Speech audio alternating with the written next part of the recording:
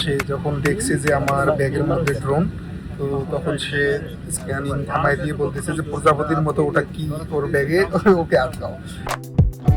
আমরা ফাইনালি নিয়ে আসতে পারছি। সো যারা বলে যে ড্রোন নিয়ে আসা যায় না, তারা হয়তো বা এই ইনফরমেশনটা জানে না। সবাই অনেক কনফিউশনে থাকেন যে বিদেশে আপনি ড্রোন নিয়ে যেতে পারবেন কিনা। ইভেন আমি নিজেও এখনও কনফিউশনে আছি, বাট আমি কিছু অ্যানালাইসিস করছি, করার পরে দেখছি যে হ্যাঁ, নিয়ে যাওয়া যাবে। তো যার কারণে আজকে আমি আমার সাথে ড্রোন নিয়ে আসছি। দেখি আমি এয়ারপোর্টে কোনো প্রবলেমের শিকার হই কিনা এবং আমার সাথে কী কী ঘটে, আমি সেটা আপনাদের সাথে আজকে শেয়ার করব। প্রথমত আপনাদেরকে যেটা জিনিস খেয়াল রাখতে হবে, যদি আপনি ড্রোন সাথে নিয়ে যান, অবশ্যই ড্রোনটা আপনার 250 গ্রামের থেকে কম ওজনের হতে হবে। তো আমার যে এই ড্রোনটা আছে সেটা 250 গ্রামের কম ওজনের, তো আমি এই ড্রোনটা সাথে নিয়ে যাবো। এখন সাথে নিয়ে যাওয়ার আগে আপনাদেরকে যেটা করতে হবে সেটা অবশ্যই আপনার যে ব্যাটারিগুলো আছে এবং ড্রোন আছে সেগুলো বক্স থেকে খুলে ফেলবেন। বক্স সহ নিয়ে গেলে সমস্যা হবে, কারণ হচ্ছে তখন ও দেশে যখন এন্ট্রি করবেন তখন ওখানকার কাস্টমাররা মনে করবে যে আপনি অথবা ইম্পোর্ট করতেছেন, হ্যাঁ। আর যখন দেশে আসবেন তখন আবার মনে করবে যে আপনি দেশে আর কি হলো, আপনি আবার এটা ইম্পোর্ট করতেছেন। তো এই ধরনের সমস্যায় যদি না পড়তে চান তাহলে অবশ্যই আপনাকে ড্রোন এইভাবে খুলে নিতে হবে সবগুলো, হ্যাঁ। আমি ড্রোনের সমস্ত কিছু খুলে নিছি, হ্যাঁ। খুলে নিয়ে আমি জাস্ট ড্রোনটা সেফটির জন্য এমনিতেই যে বক্সটা আছে সেটা আমি নিছি, হ্যাঁ। তো এই বক্সের ভিতরে ড্রোনটা রাখবো যাতে করে ড্রোনটাতে চাপ পড়ে ড্রোনটা না ভেঙে যায়। ওকে, তো ড্রোন আমাদের প্যাকেট করা শেষ, এরকমই থাকবে আর কি, এর বাইরে কিছু না। আমার সাথে আর একটা যেটা আছে, যেটাতে আমি ভিডিও করতেছি, সেটা হচ্ছে DJI Osmo Pocket 3, যেটা হ্যাঁ ক্রিয়েটর কম্বো। তো এটা হলো আমি কিন্তু একদম খুলে নিছি, হ্যাঁ। এবং আমার সাথে আছে ম্যাকবুক, সেই ম্যাকবুকটাও আমি আমার একটা গ্যাজেটের জন্য আলাদা একটা ব্যাগ নিছি, হ্যাঁ। এটাতে আমি সমস্ত ধরনের আমার যে গ্যাজেটগুলো আছে সেগুলো রাখবো। আর একটা যেটা আমি ব্যাগ নিছি সেটাতে আমি আমার যে কাপড় আছে সেগুলো আমি এখানে রাখতেছি, হ্যাঁ।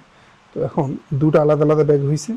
এটা আমি যেটা আমার কাপড় রাখছি সেটা আমি দিয়ে দিব হলো লাগেজ হিসেবে, ওখানে দিয়ে দিব। এবং মোস্ট ইম্পর্টেন্ট যে বিষয়টা সেটা হচ্ছে যে এখানে যে ব্যাটারিগুলো আছে সেগুলো সহ আমি সমস্ত কিছু আমার ক্যারি অন লাগেজ যেটা আছে, যেটা আমি সাথে নিয়ে বিমানে উঠবো, সেটার ভিতরে ঢুকাব। এই ব্যাটারি যদি আপনি ওখানে দেন, লাগেজে দেন, তাহলে কিন্তু আপনাকে তখনই হলো ধরে ফেলবে, হ্যাঁ। কারণ হচ্ছে এগুলো বিস্ফোরক জিনিস, যেগুলো হলো বিমানের লাগেজে থাকলে আগুন ধরে যাওয়ার সম্ভাবনা থাকে। আপনি যদি ড্রোন সাথে নিয়ে যেতে চান, প্রথমত যে স্টেপ আমি যেটা রিসার্চ করে পাইছি, এখন আমি সেটা করতেছি।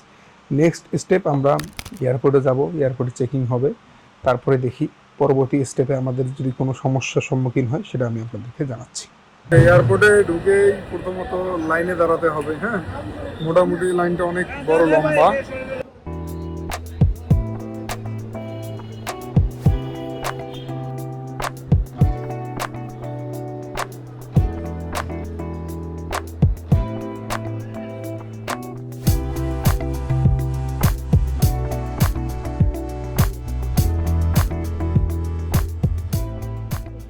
ড্রোন ক্যারি করার প্রথম যে আমাদের চ্যালেঞ্জটা সেটা আমরা অতিক্রম করছি। সো প্রথমত আমরা যখন এন্ট্রি নিতে ধরলাম, সেখানে স্ক্যানারে আমি ব্যাগ দিছিলাম। সো স্ক্যানারে যিনি ছিল উনি কিছু বললো না। সো এখন আমাদের যে প্রধান যেটা চ্যালেঞ্জ সেটা হলো বোর্ডিংয়ের সময় যে স্ক্যান হয় সেখানে দেখি কিছু বলে কিনা। তাছাড়া ইমিগ্রেশনে ড্রোন সম্পর্কিত কোনো কিছু বলেনি। সো আশাবাদী আমি যে কোনো ধরনের কোনো সমস্যা হবে না এবং আমি ড্রোনটা নিয়ে যেতে পারবো।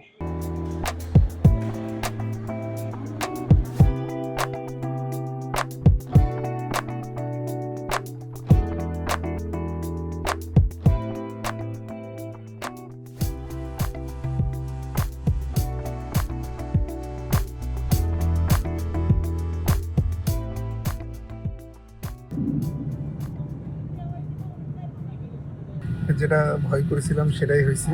আমাদের পরবর্তী যে সিকিউরিটি চেক ছিল, সেখানে যে সিকিউরিটি চেক করে, সে যখন দেখছে যে আমার ব্যাগের মধ্যে ড্রোন, তো তখন সে স্ক্যানিং থামায় দিয়ে বলতেছে যে প্রজাপতির মতো ওটা কি ওর ব্যাগে, ওকে আটকাও। তারপরে একজন ভদ্রলোক আসলো, উনি এয়ারফোর্সের লোক, নিয়ে এসে চেক করলো। চেক করার পরে আমাকে বললো একটা ব্যাটারি ওখানে লাগানো ছিল অবস্থায়, ওরা যে এটা ডিটাচ করে এটা রাখেন। তারপরে আর কি ক্যাজুয়ালি ড্রোনের দাম কেমন হ্যান এগুলো জিজ্ঞাসা করলো, বাট আমাকে জাস্ট জানতে চাইছে ক্যামেরা আছে কিনা।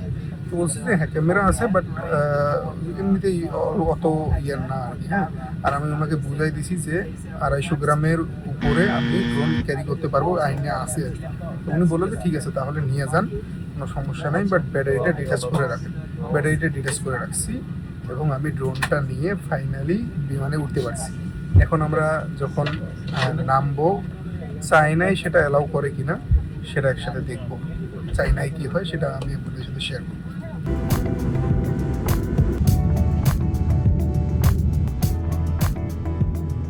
Five hours later. ফাইনালি আমরা আমাদের যে ড্রোনটা সেটা নিয়ে চায়নার ভিতরে প্রবেশ করছি। আমি এখন আছি আমার হোটেল রুমে।